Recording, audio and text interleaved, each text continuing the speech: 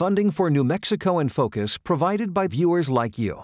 This week on New Mexico in Focus, high winds and high danger. Multiple wildfires are forcing thousands from their homes. How a dry outlook for summer could make things worse. Plus, Latinos are the last great wild card in the electorate because they are truly that last persuadable swing voter because they don't see themselves as hard partisans. How the complex political perspectives of a key voting bloc could impact the upcoming primary. New Mexico in Focus starts now. Thanks for joining us this week. I'm your host, Gene Grant. Congress is using New Mexico as a model for the nation when it comes to voting access. A House subcommittee met in Santa Fe this week studying the state voting programs like automatic and online voter registration and early in-person voting. The goal is to institute similar protocols at the national level. New Mexico will put those systems to the test again in a matter of weeks. The June primary is inching closer, and the Republican candidates for governor are off and running on their campaigns. In less than 20 minutes, I'll ask our line opinion panelists how they see the race shaking out and what it could mean for the general election. A wave of campaign ads is giving us some clues on how candidates are politically positioning themselves.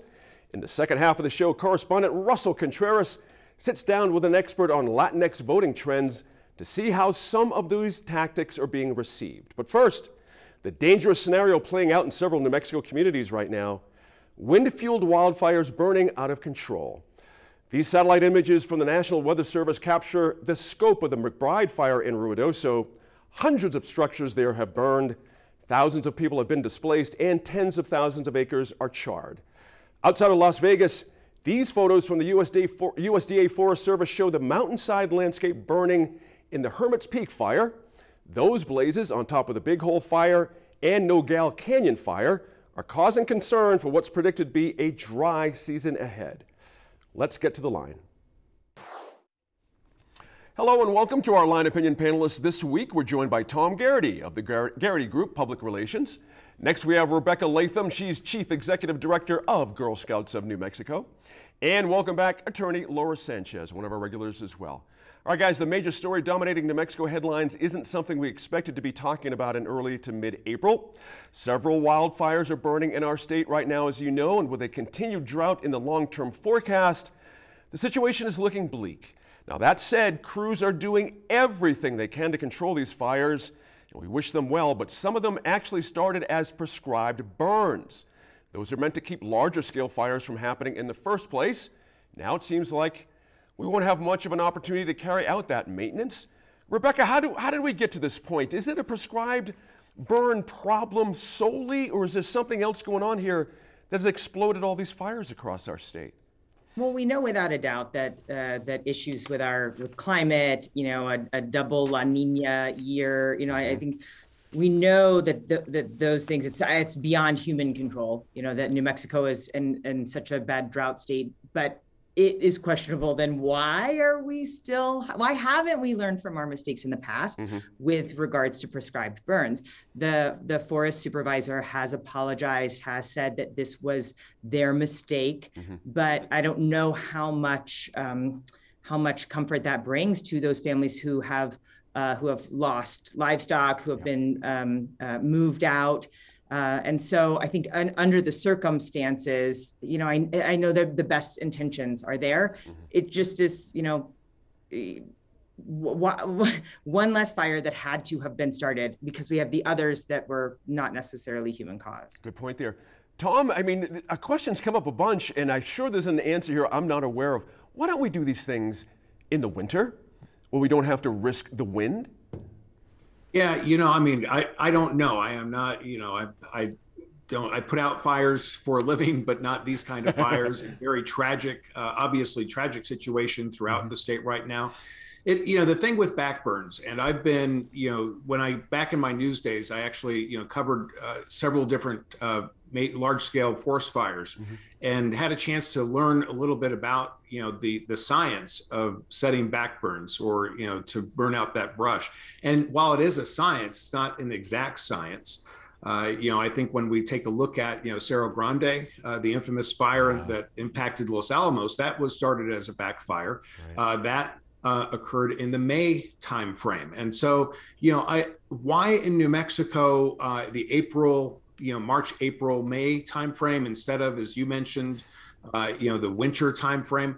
That's a great question, but there are people with a much higher pay grade than I am who have answers to that. But clearly, it's impacted the state in a variety of different ways. That's a good point. And not to mention the lives of those who have lost property and or lost loved ones in the process. Laura, interestingly, another immediate issue is firefighter staffing. Now, we did talk about that on the show last season, the season before that, and the season and going. You know what I'm getting at here? The U.S. Forest Service has been working through staffing shortages for years, but now the few firefighters they have are going to be asked to work an even longer wildfire season. Is the out-of-state help the answer? Because there's fires going right now in Oklahoma, in other places. We don't have a whole lot of people nationwide. How do we solve the staffing problem? Yeah, I mean, I think it's a critical issue that we have talked about a lot, and every year we seem to talk about it being a problem, and every year we face this shortage. What's different this year is that it's happening so early. This is absolutely, in my recollection, the earliest I've seen this happening here in the state. Normally it's later in the summer that we start to see these kinds of wildfires. But I think it's important to pay attention to the timing and the reason for that. I think our water issues are definitely escalating. It's getting worse. I mean, some reports say we're in the middle of a mega drought, the worst in modern times, which we're certainly a part of in the West. And it's good that we're at least timing wise, we're not right now competing. Competing is not the right word, but there isn't, for competing scarce resources, I guess, we're not in the same position where California is exploding also with fires. So we've had some hotshot crews come out from California to assist, and they certainly have the experience given their problems that they've faced recently. But I think we have to take a look at that, especially at a time when we have additional revenue from the state coffers. Yep. There should be something done to increase the firefighting personnel and the people that are ready to jump in when there's a crisis like this. Laura, just to interrupt real quick, did we miss something during this last session? I mean, we had the money, we knew summer was coming, we knew the kind of summer we had before. Did something get missed?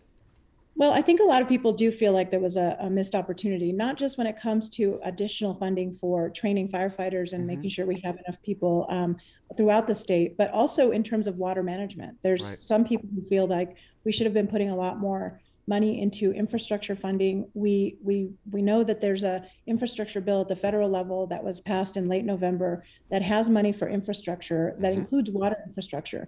So there will be a bump on that, but there needs to be, in many cases, a matching component. Some of that funding goes through existing programs. So it's additional federal funding, a formula based for existing programs. But then there's also competitive grants that are part of that. Many of them require matching components. So the state, I think, is in a position to try to increase that kind of funding. And I think that, our leadership, as well as the public, needs to pay attention more to this kind of proactive, preventive work, rather than just being reactive to the crisis. I love the last thing you said there, because Rebecca, when you think about it, there really was no room this past session to really kind of squeeze in a very big discussion. On last week's show, for example, a hydrologist from the Natural Resources Conservation Service told our Laura Paskus water totals from snowpack melts and spring runoff are going to reach historic lows again. Drier landscapes, more prone to fires. Everybody knew this during the session. Everybody knew this last fall. What got missed here when it comes to resources and money?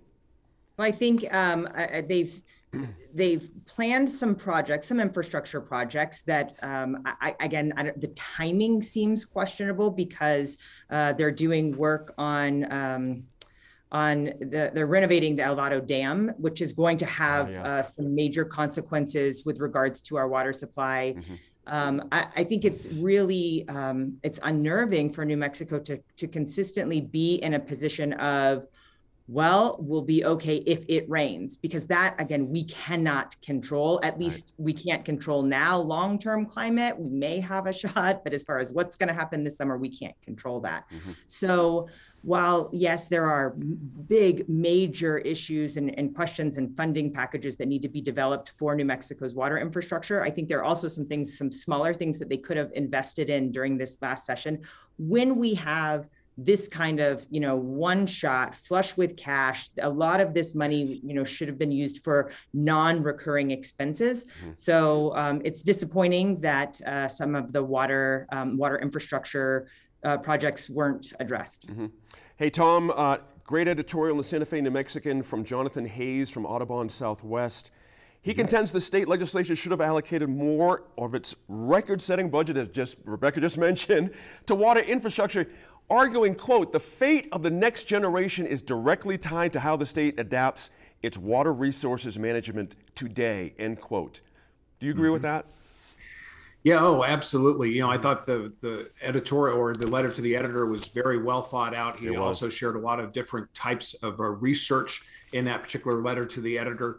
The water is a part of the public trust. I don't think you can leave water to private entities to kind of handle, because then, I just don't see a positive outcome if that happens. We do have a lot of good examples, though, of federal and state-funded projects out on the eastern part of the state, specifically connecting Ute Reservoir to Clovis in that area.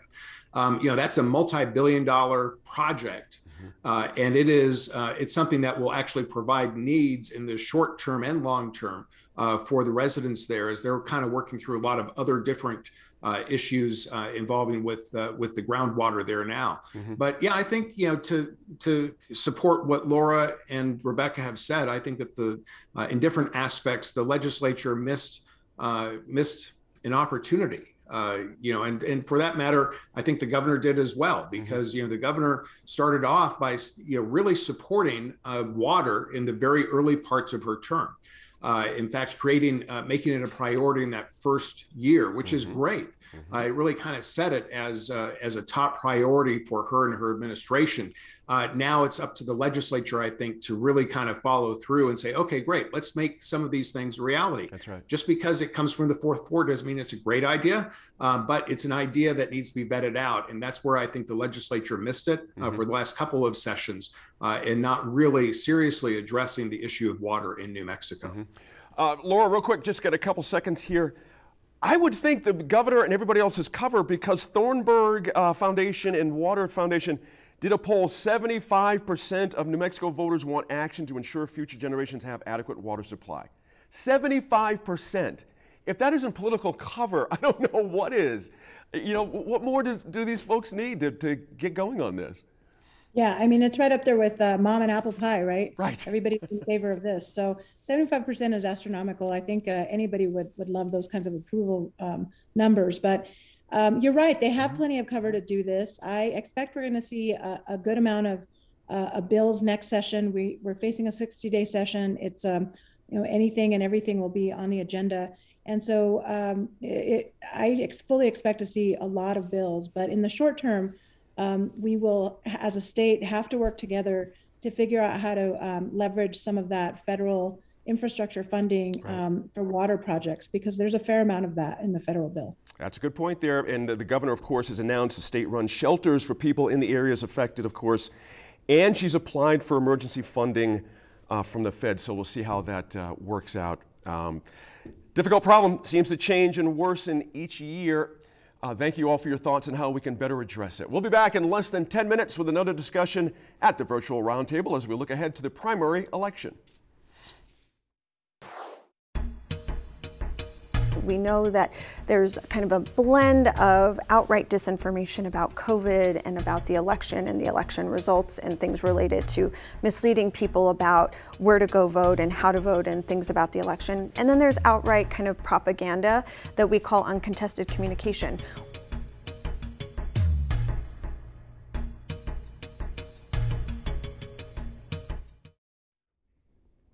Here at New Mexico PBS, our main objective is to inform you, our viewers, about the issues that matter around this state.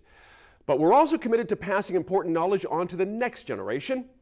This week, environment reporter Laura Paskus talked with an educator in our state who helps design lesson plans for New Mexico classrooms based on the scientific reporting in segments of our land.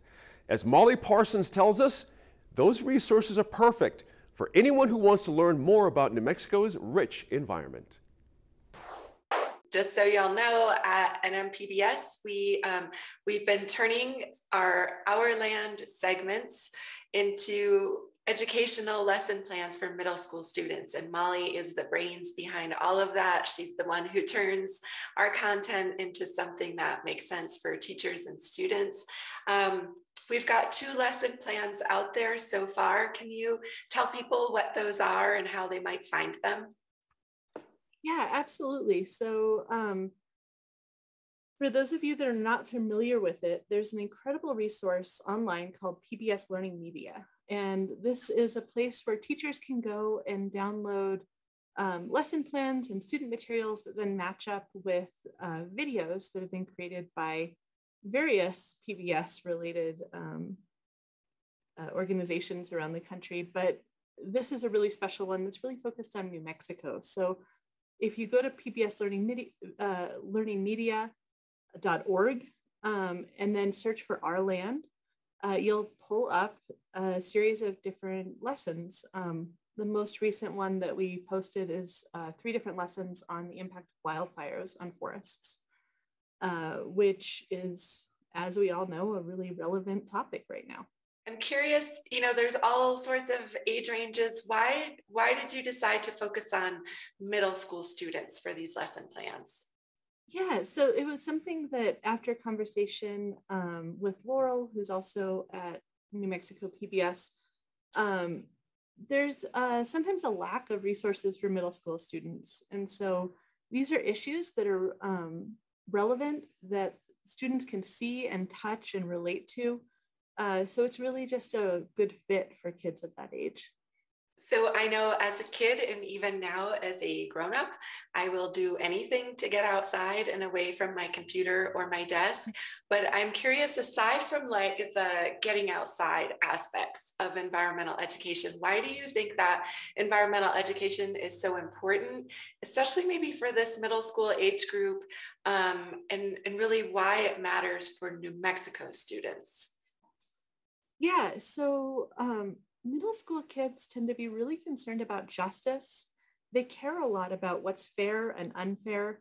And environmental justice is one of those topics that they tend to really gravitate towards because it relates to both what's fair and unfair for people, but also what's fair and unfair for the environment and the world around us. And kids have a lot of empathy at that age. I think middle school students get a bad rap because we all remember how hard it was to be that age.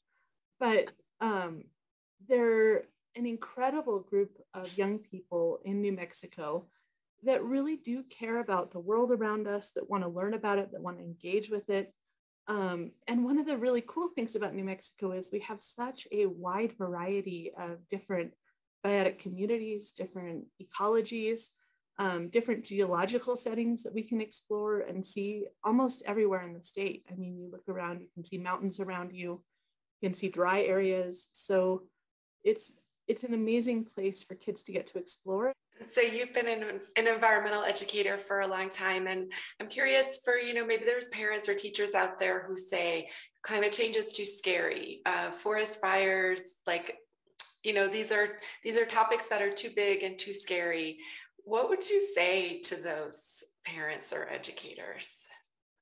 I think first that your kids know about these things anyway, right? They're hearing about it. And I think a lot of times kids are made to feel very powerless in the face of these issues, especially when they're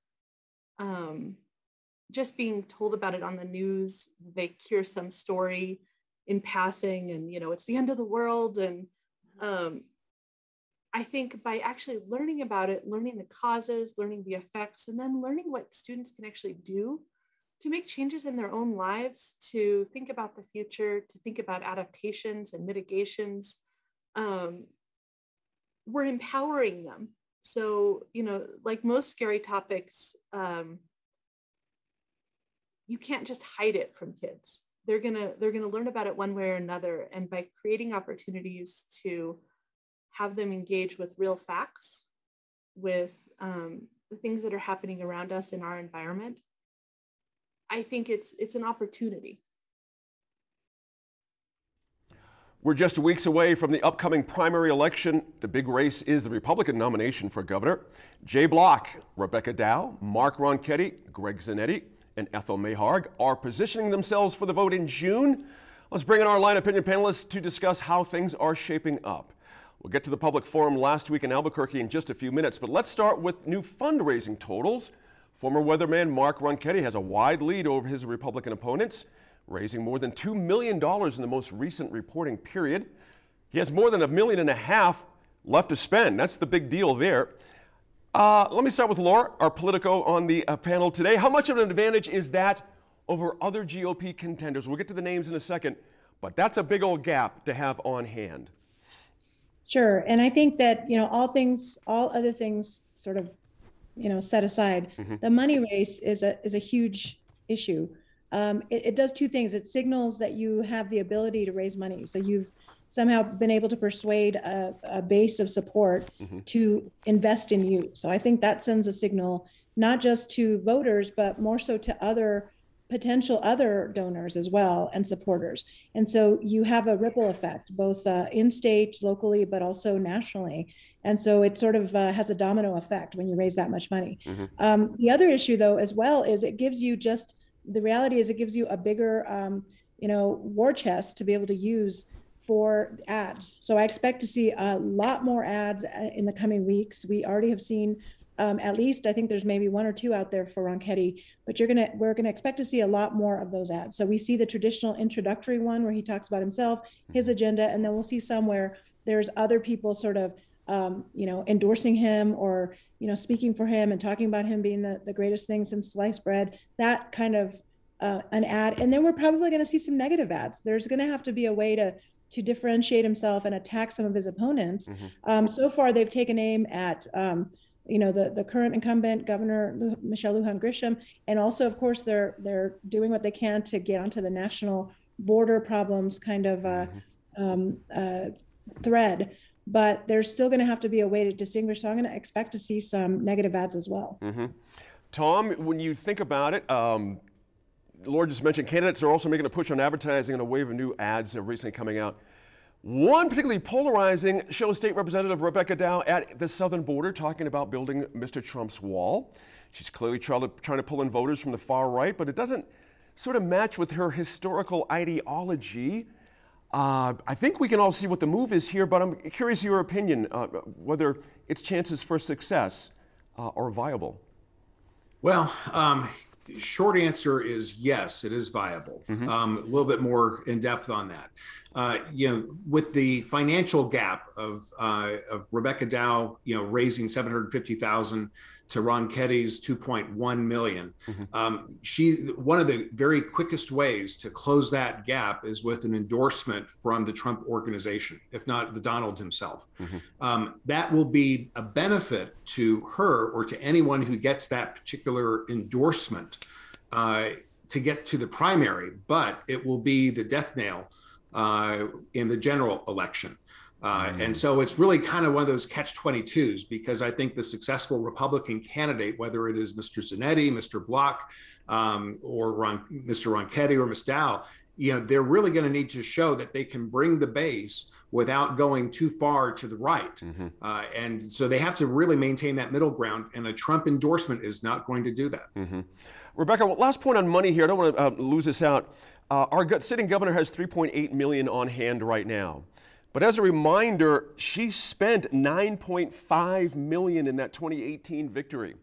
There's going to be a lot of money thrown around in this race, no matter who the Republicans put up. Are we in a new territory here when it comes to, financing, political campaigns here? Have we turned a corner we're never going back on? Well, nationwide, states have been talking about, and local communities talking about how to address campaign financing. And right.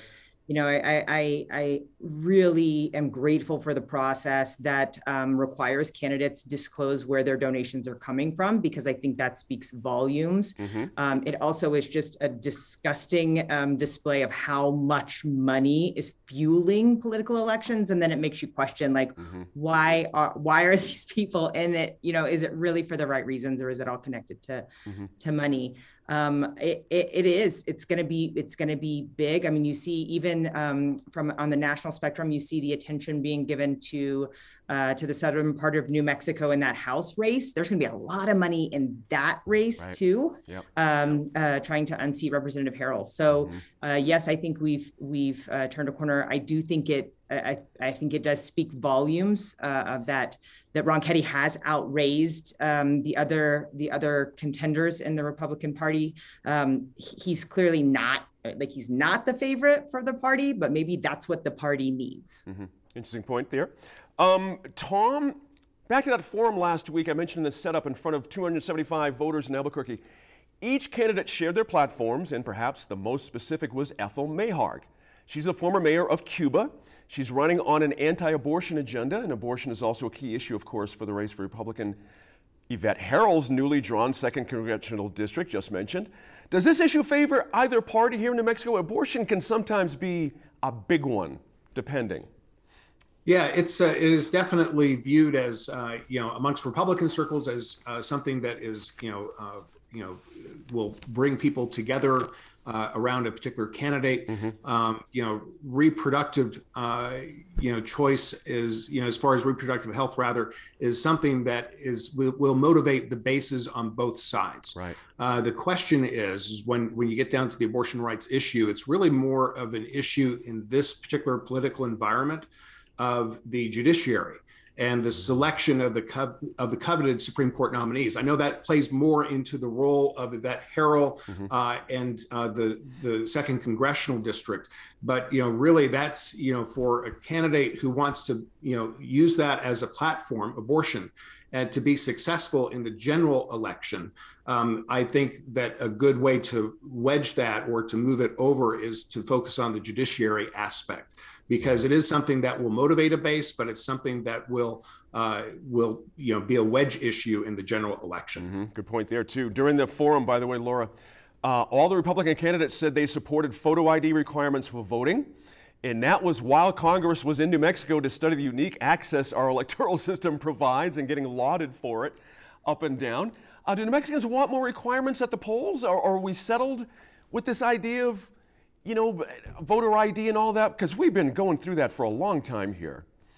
Well, I'm not surprised to see that all of the candidates for governor on the Republican side would support that. That's definitely no one's not going to not support it, in other words, right? Not in the Republican primary. Right. I mean, this is, it's an example of both parties do this. During the primary, they play to their base. They go to the extremes.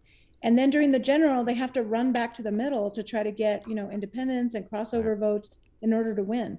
So it's, you see it on both sides. So I'm not surprised, but I don't think it's a settled issue. I think the vast majority of people, well, first of all, we're a Democrat leaning state, and then we have a lot of independents who also will swing an election. And many of them don't feel like we need more restrictions in terms of photo IDs at the polls. So it's one of those weird New Mexican, like our weather, where we're kind of schizophrenic about stuff in any given day.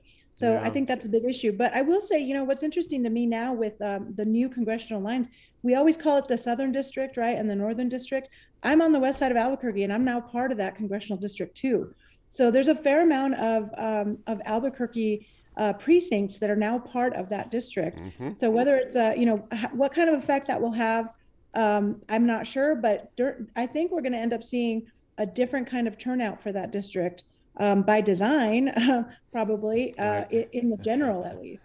That's going to be fascinating. That is no question about it.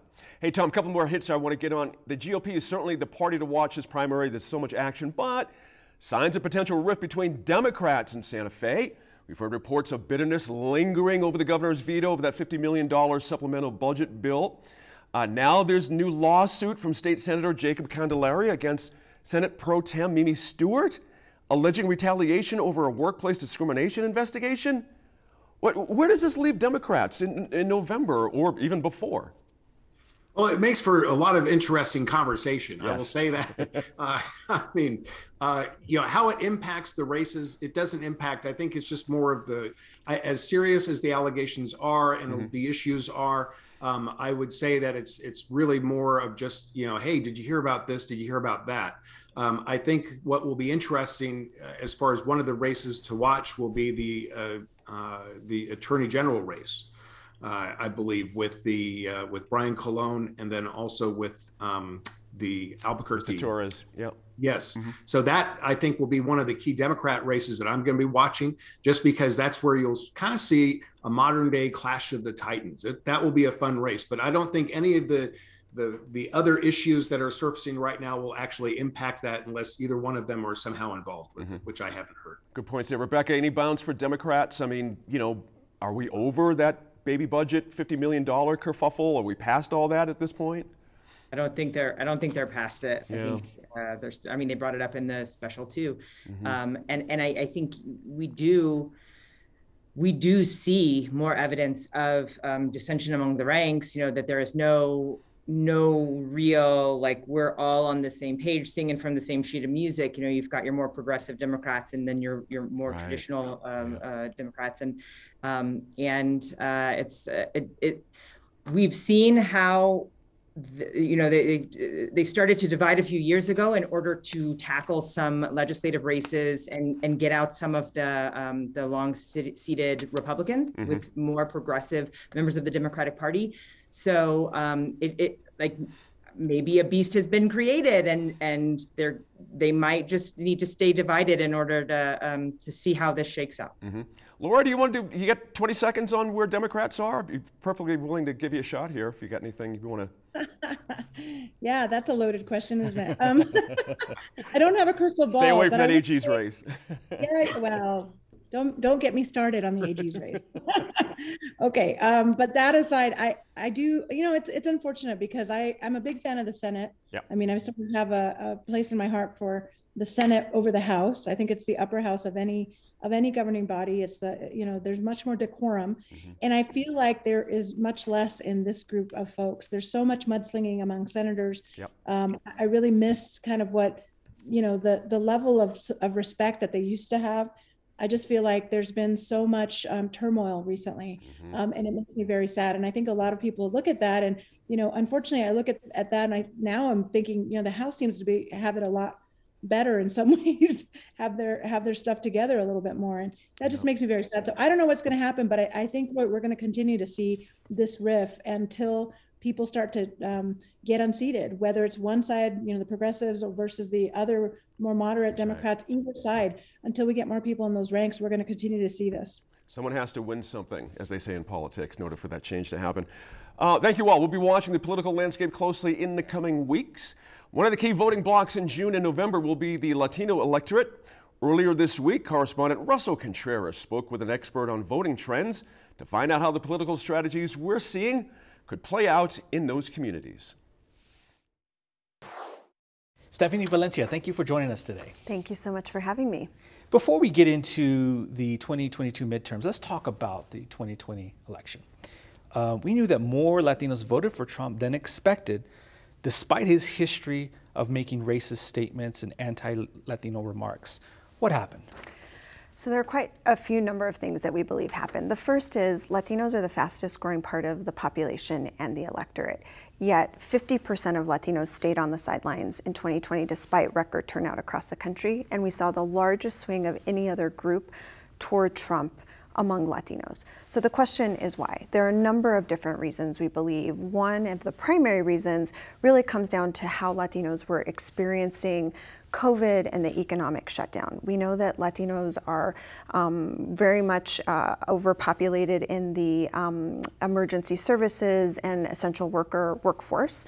And so whether you are working at a hospital as a caregiver, or whether you are providing some other essential service like at a restaurant, Latinos were disproportionately affected by those economic impacts, also as small business owners. So the way that Latinos were looking at, and even to this day as we think about the election in 2020 or 2022, really how they experienced the economic shutdown from COVID, how that relates to their political views, and ultimately how they thought Trump was handling the economy at the time.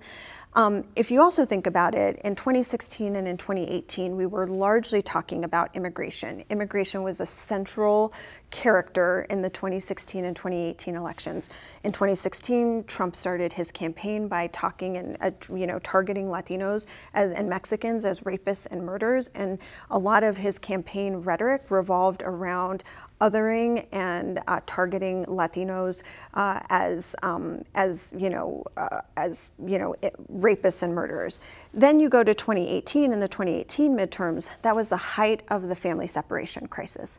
So families being separated at the border were really coloring and clouding the way that voters were looking at how we handled immigration in this country, and really how to look at Trump and Republicans. And so shift to 2020, here we had been in the pandemic for almost a year, and people were experiencing real pains in their families, in their businesses. And so we weren't talking about immigration, and not talking about immigration at that point, and really kind of just experiencing the election and that moment in the election through the lens of how people were experiencing COVID and the COVID-related economic shutdown was a primary reason we believe that Latinos moved to Trump. That, coupled with what we call uncontested communication and disinformation. We know that there's kind of a blend of outright disinformation about COVID and about the election and the election results and things related to misleading people about where to go vote and how to vote and things about the election. And then there's outright kind of propaganda that we call uncontested communication, where Republicans were communicating, and the Trump campaign was communicating very effectively with Latino voters, particularly around messages around the economy that really pulled them to their side. Just talk about that little misinformation. It played a crucial role in targeting Latinos. We saw the Jorge Masvidal, the MMA fighter, put out one of the most popular videos ever on YouTube, and he basically was making fun of Joe Biden dancing to a reggaeton song, Despacito. Why was this voting bloc so targeted with misinformation? So again, I want to distinguish, there's a very blurry and fine line between what we call uncontested communication and political propaganda, which I would put the Jorge Masvidal video in, and outright disinformation. Disinformation is purposefully trying to mislead and present lies, whether it's about that the COVID vaccine is putting a microchip in your body, or that Bill Gates is going to own all of us because if we get the COVID vaccine. That is outright disinformation. There is like fact behind that not being true. You know, Jorge Masvidal making fun of Joe Biden, or quite frankly, in that same video, which was one of the most popular videos that the Trump campaign released in his entire campaign, not just targeting Latinos, but in the entire campaign. He posted that video on the YouTube masthead the 2 days before the election, and again got millions and millions of views. Was really about targeting Latinos to say Democrats were taking you for granted. Why, and one of my favorite lines from that video that I think resonated with a lot of Latinos is, why would you change the quarterback when you're winning Super Bowls? And so again, that notion of the economy was doing well, Trump was handling the economy well, he was trying to reopen the economy during COVID. Many Latinos related to that, and there's a lot about kind of this image of who Trump was to Latinos in a lot of regard related to his economic kind of success that I think is also something we have to better understand, whether it was unique to him or whether that's something that will be kind of transferred to other Republican and conservative candidates in the future. So the question is, why didn't Democrats thwart this misinformation? What did they do? Why did they fail? Well, I think there's an asymmetry in how Republicans and Democrats are thinking about reaching voters generally, but specifically Latino voters. So, for example, I will say in South Florida, where there is kind of an example number one of creating a disinformation and uncontested ecosystem of communication is South Florida. Republicans and conservatives own a number of different radio stations in South Florida. For example, Democrats spent $15 million in the last 30 days of the election in 2020 in the South Florida media market alone, paid media. So that's radio and television, not just targeting Latinos, but just to illustrate this point. In April of this past year, conservative aligned forces bought a radio station in that same media market for $350,000. So Republicans and conservatives are thinking about building networks of communication to communicate with Latinos year-round. And Democrats are still buying paid media that I guarantee no Latino in South Florida today remembers any one of those ads in the last 30 days of the election that Democrats bought.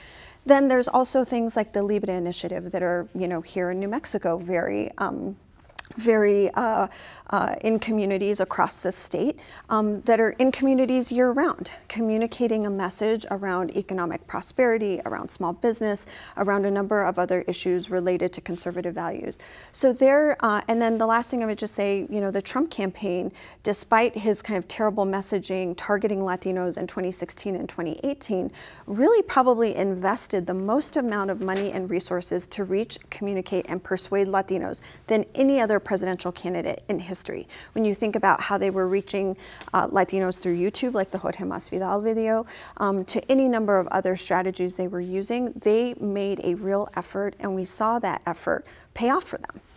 Moving on to the midterms, Republicans here in New Mexico are running the highest number of Hispanic candidates for state house seats, for state legislator spots, than any time in their history. South Texas, we're seeing a move more to the Republicans. This is a traditional Democratic area. Are we seeing a shift in strongly historic Democratic areas, and why? Well, I think what we're seeing, and New Mexico has always been kind of a bellwether and battleground for this to play itself out here first, is we know New Mexico was kind of one of the first states in the country that was predominantly Hispanic, besides California, that was a real battleground state that moved to being blue. Then we saw the rest of the West kind of follow suit. And I think what will be interesting to see here, again, is there are a number of policies that I would argue are kind of more democratic and progressive. Take education policy, or healthcare policy, or even some of the things that Joe Biden and the Biden administration have done on small businesses and growing small businesses that are very democratic and progressive in nature. The question is, will Democrats and progressives go and communicate that message to Hispanic voters in the state? And as you can see, by recruiting a number of other Hispanic candidates on the Republican side, issues that have been traditionally seen more conservative, such as business issues or other kind of issues that are more socially conservative, say, you know, abortion or other issues like that, Latinos tend to be kind of more in the middle on some of those issues than I think people tend to believe. And what we've seen as a national trend, and I would say is probably very true here in New Mexico, is Hispanic voters don't necessarily want to be cast to either party. Like, you have, you know, polls on both sides who are hard conservatives and hard kind of Democrats and progressives. But the lion's share of Latino voters and Hispanic voters in this state and across the country kind of count themselves in the middle. And so it's interesting that both parties will have, like, and as I always like to say, Latinos are the last great wild card in the electorate, because they are truly that last persuadable swing voter, because they don't see themselves as hard partisans. They truly see themselves as independents and in the middle. We have here a governor's race to challenge Democratic Governor Michelle Lujan Grisham.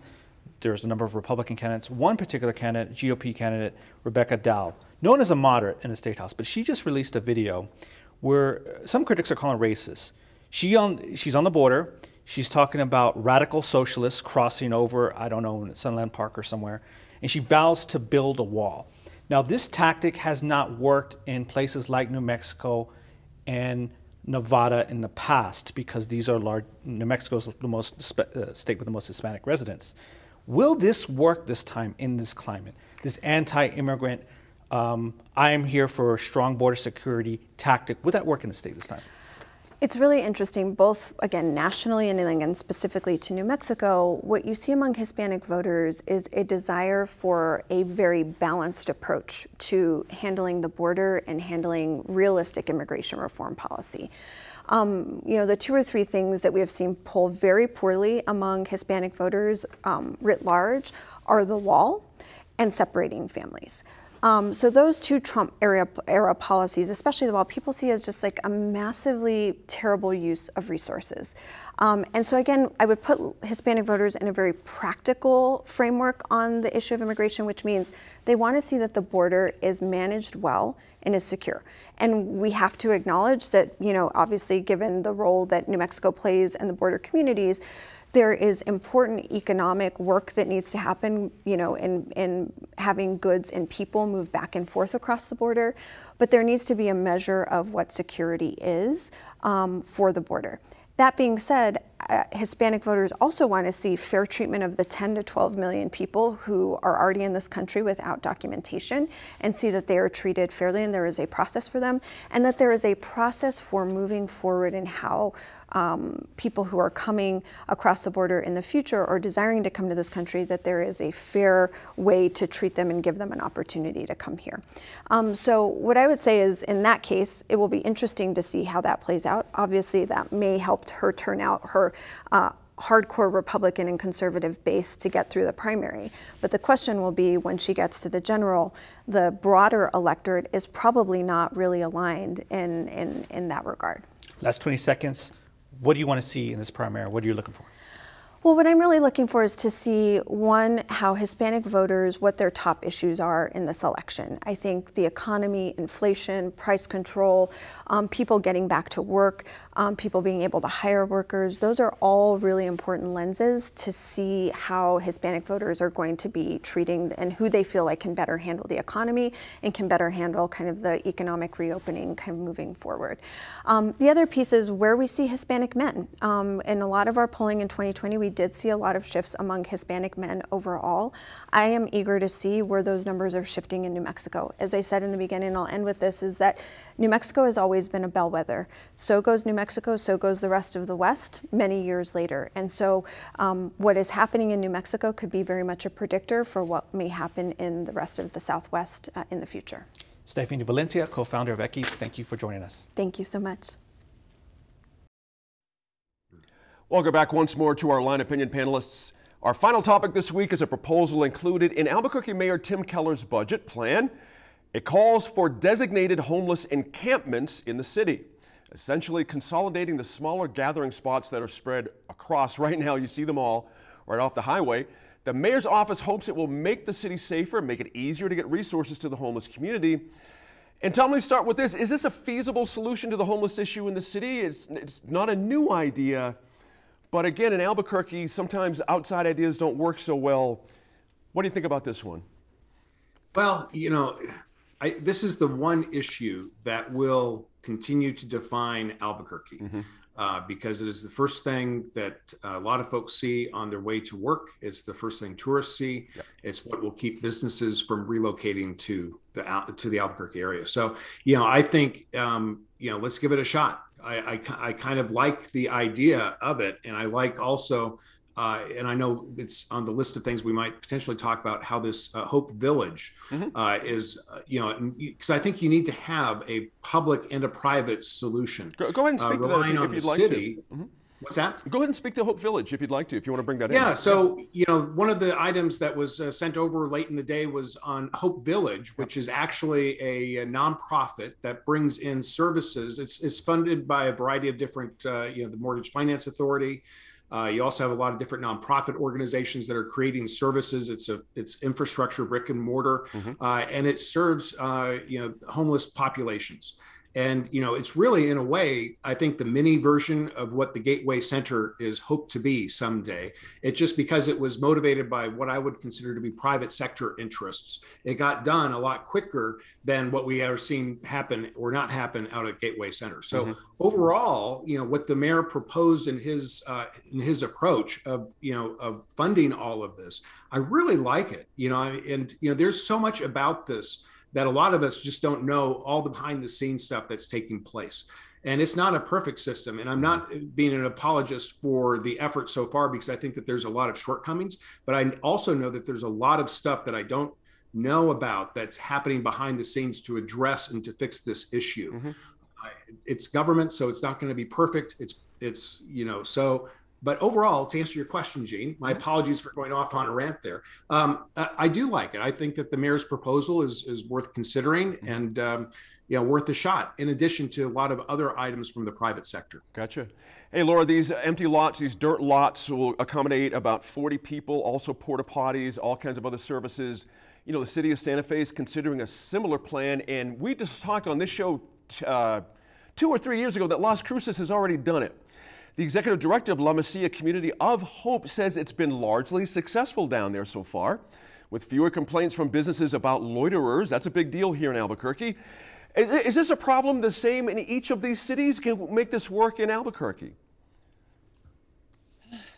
this is a tough one for me, mainly because of the optics of the term encampment. I mean, to me, the word encampment, we have a terrible record or a terrible history here in New Mexico, even as far as Japanese internment camps, right, during World War II. And to me, the term encampment means like rounding people up. The government rounds people up and puts them in a designated spot. It's very Well, District that's going 9. to happen. That's exactly what it's going to happen. Exactly. So it's very District 9, if anybody knows that that movie. But I don't like that term, and I think we have to rethink how they're referring to this idea. But that being said, we know that there's problems with homelessness in Albuquerque. There's no way around that. It's a reality that hits you in the face anytime you pass Coronado Park on 2nd and I-40, basically. You can see that it's a serious problem. And there is a fair amount of that population that just simply is not ready to be in a home, in a structure, 4 walls. So I think some kind of transitional housing makes sense, but how that's going to be set up and where it's going to be designated is a huge deal for business owners, for residents, and just in terms of basic human rights. I mean, again, keeping people in a designated area, like how do you enforce that? And what are the measures that are going to be used? Because that could be just, there could be all kinds of problems in enforcement and law enforcement contacts and other things. So I'm concerned about that. A lot of resources you're going to need for sure. Rebecca, interestingly, the city of Albuquerque, or the mayor, says it's planning on holding public forums to discuss this issue. And this is what really interests me, because I'm telling you right now, this is going to be a heck of a sales job by this mayor. I'm really curious if he's going to put his face at the front of it, or some designated city dweeb, or is it going to be his idea? Because where these things are going to be located is going to be a huge issue for people. How do you think that's going to go, going to public forums and the like? Is that the best way to go here? It was, I think public forums are the only way to go. But, I think, we've seen Dr. Elizabeth Olguin, who is the deputy director with the city who oversees some of these projects. Like, we've seen her speaking publicly about this. One of the things that I don't know if people recognize that this is a bipartisan measure. I've heard Councilor Bassan speaking about this a couple times before too, and so now it's picking up steam with the mayor and his face putting it together.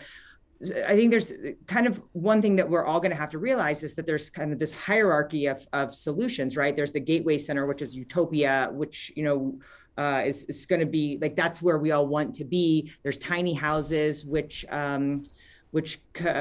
Commissioner O'Malley said this week that maybe, this didn't work out like I thought it was going to, and needs more work. There's the safe outdoor spaces, which is where these, the encampments are, that's what they're talking about, like Camp Hope in Las Cruces.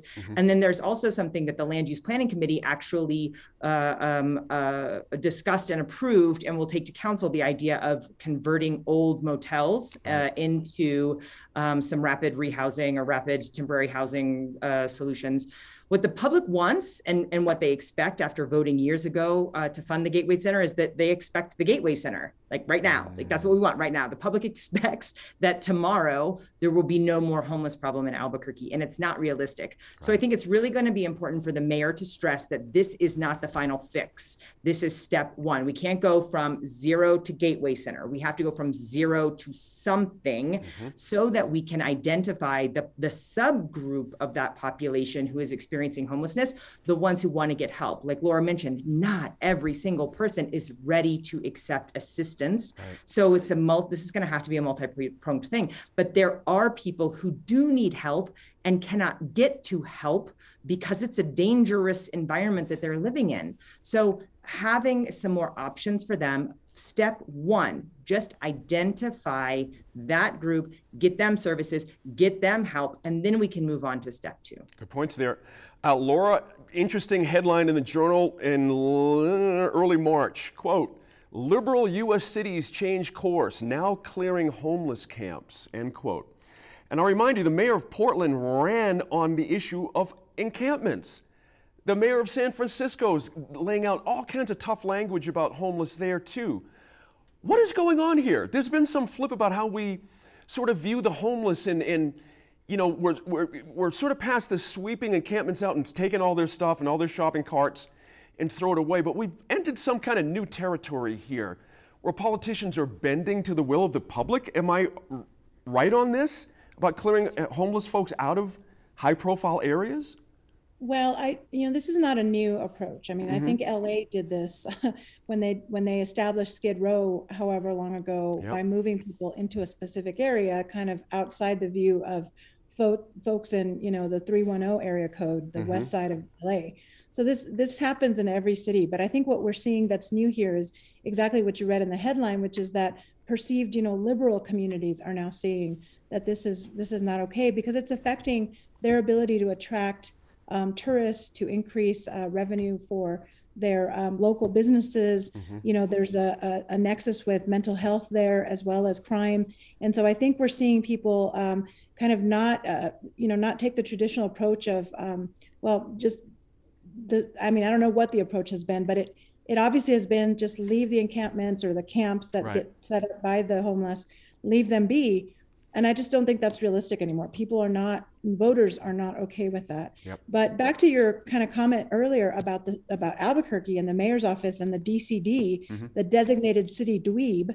I think that the mayor has to be the one to put his face on the campaign. I agree. I don't think doing a DCD is going to work this time around. He's going to have to be the one that provides the leadership, because this is a broad sweeping change that needs to occur to address this. And the other idea that it's under $1 million in budget. We'll see how that goes. All right, thanks again to the Line panel, as always, this week. Now, be sure to let us know what you think about any of the topics the Line covered on our Facebook, Twitter, or Instagram pages.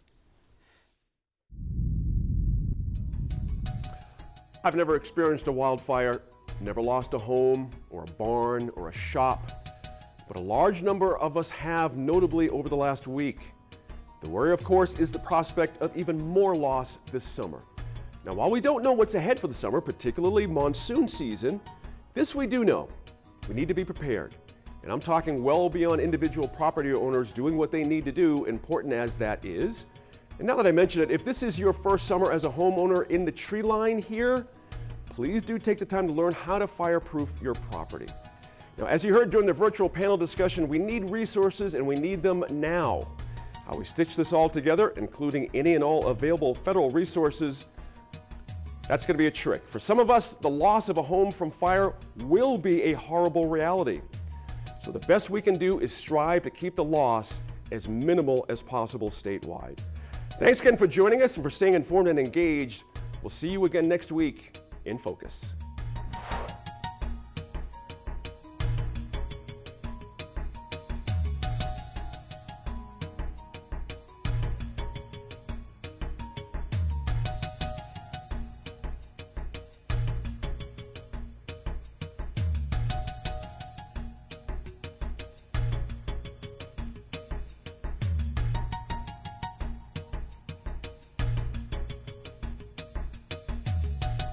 Funding for New Mexico in Focus provided by viewers like you.